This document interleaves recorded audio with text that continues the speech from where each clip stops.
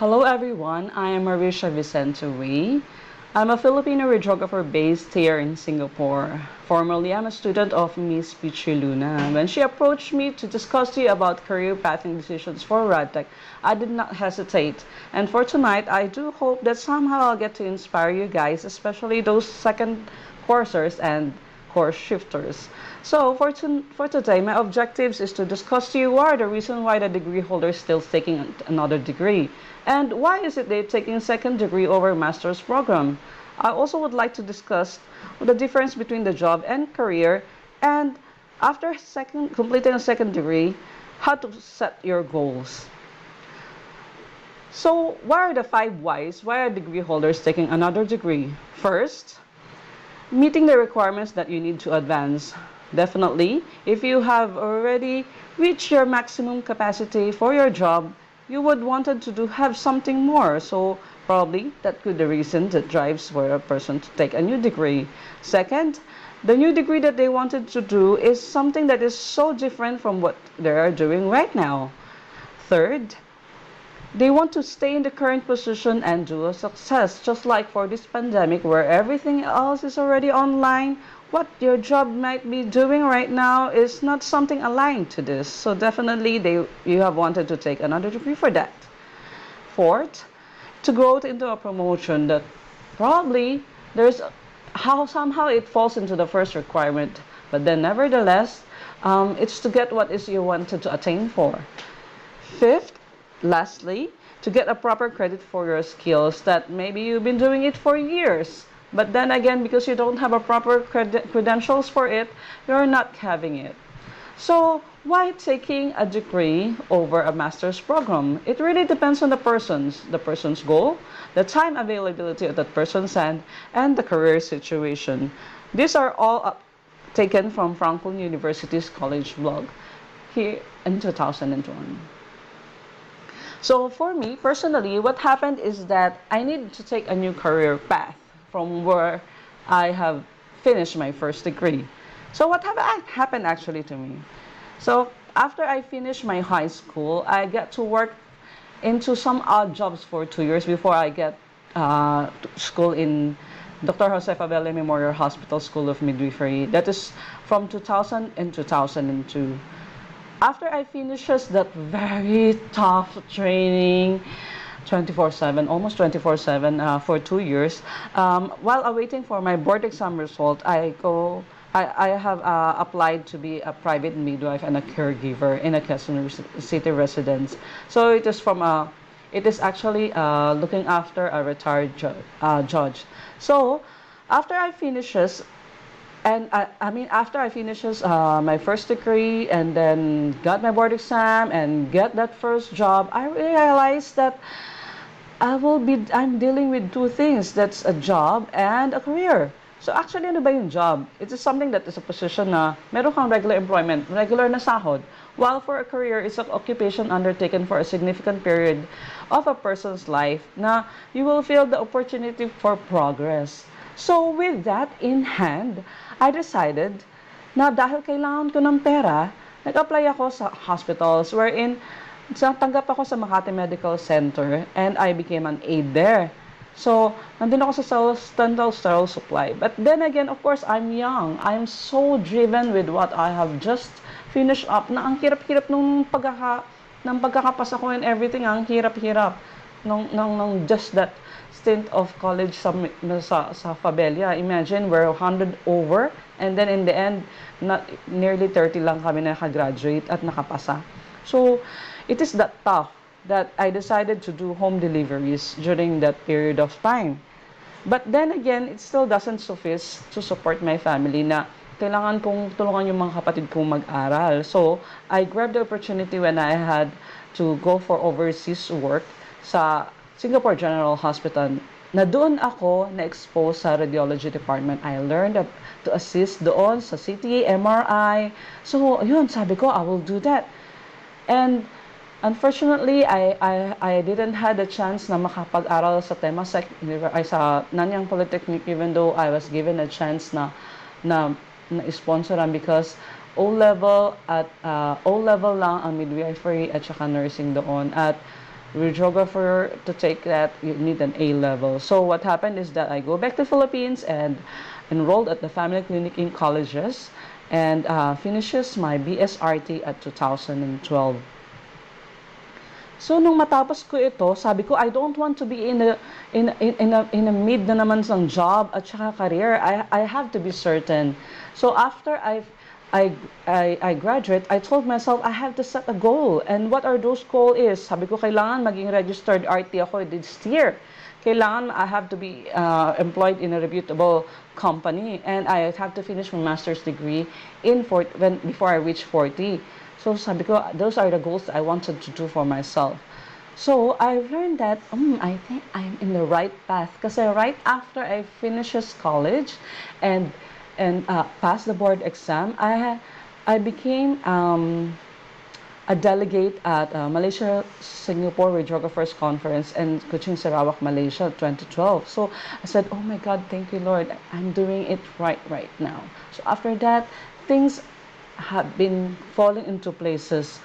Ayun, nagkaroon ako kaagad ng trabaho as a OSL specialist and a hospital auditor trainee. This broadened my experience and knowledge na hindi lang about x-rays and radiography yung job na pwedeng or maging career ng radiographer.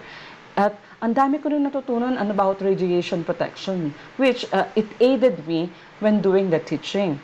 And then after that, I feel like I'm still so thirsty and eager for a clinical experience. So what happened when my former professor in nuclear medicine, Mr. Romeo Tamprosa, approached me and told me that they're opening a post for assistant radiologic technologist in University of Perpetual Hope Hospital at Binyan, Laguna. I grabbed the opportunity to apply and yes, I got the job. And from there, I helped him to establish the department and then also be the head for the internship program. At the same time, have start my master's degree in business administration.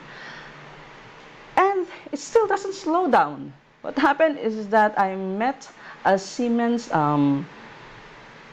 specialist. He told me that there's opportunity for application in Manila Doctors Hospital looking for a chief radiologic technologist.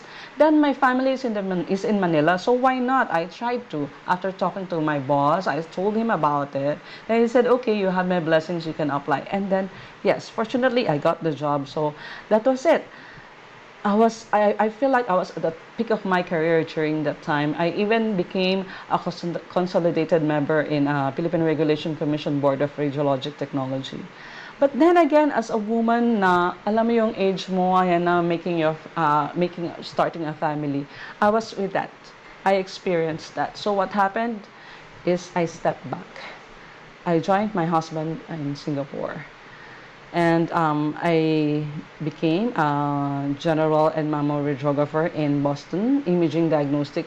It's a small clinic facility here in Singapore.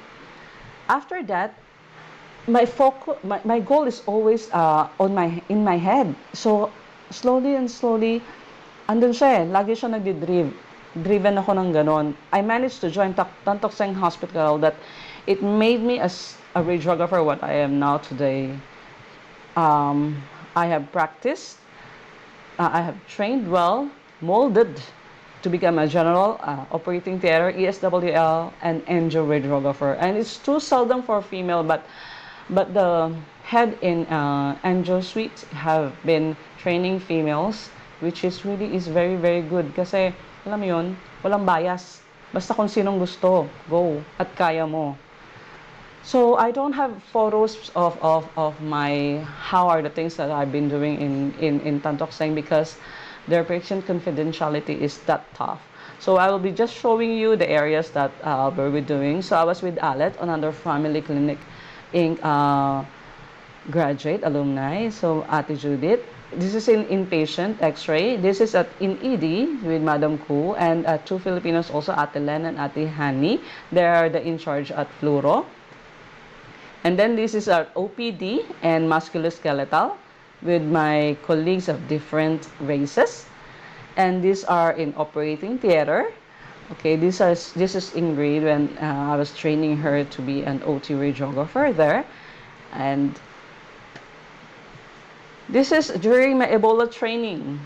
Okay, and this is when we are performing in Anju's suite. So I believe the procedure is changing DJ stent, and this is during the peak of last year ng COVID-19 at NCID, still with alert. So during the time, okay, before the time of COVID-19, Tantokseng Hospital have given us a task na kailangan ma-discuss sa public what is the role of radiography in medical or in medicine, no? So sa angio kasi hindi lang naman siya diagnostic, may therapeutic din siya. So I was given a chance, not actually I was being picked up na ikaw yung mag represent sa angio and stay into the booth and discuss it to the people. So these are with my former colleagues and another family clinic alumni in Lane. So these are my Tantokseng Hospital families with various nationalities. So back in my mind, andun pa rin yung goal ko. So unfortunately, in Tantokseng, wala nang chance to finish my master's degree. So I have to move on. So after that, I have applied for different hospitals, and among that, the one that I choose among the offers is National Neuroscience Institute, wherein I am a CT, MRI, and angioradiographer, as well as they are supporting my aim to be in a master's program. So what I'm just simply saying with this is that just continue with your goal and focus onto it, but you don't have to give up anything in your life para doon. So just keep working, and para kasi yun sa iyo at para doon, napakadali. Bibigay sa iyo ni Lord. Ang daming taong mamimit mo, yung mga processes, hindi ka mahihirapan, and everything goes. So this is actually what happened in my career. So the money came along with the success of the career. That's what I'm going to say for sure. So with this, I leave to you guys. Instead of the usual Marie Curie that I've been saying, I think this is more appropriate. This is from Anne Frank. She says that everybody has inside of him a piece of good news. The good news is how that you don't know how great you can be, how much you can love, what you can accomplish, and what your potential is.